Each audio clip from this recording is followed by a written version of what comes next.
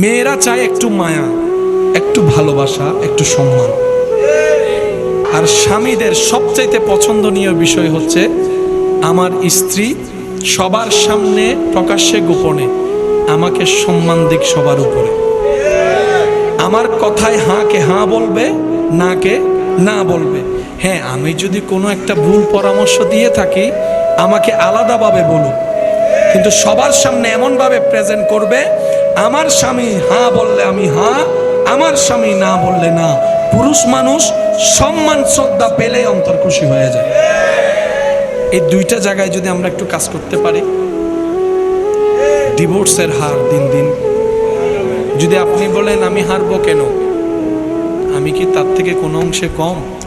আমি বলবো ভাইয়া বোন, আপনারা তো প্রতিযোগিতার মাঠে নামেন নাই, আপনারা তো সংসারের জীবনে আছেন। আপনি তো প্রতিযোগিতায় থাকলে দুইজন থাকতো, একজন মেরে ফেললে আরেকজন জিতে যেত, খেলা শেষ। কিন্তু এই খেলা শেষ নাই।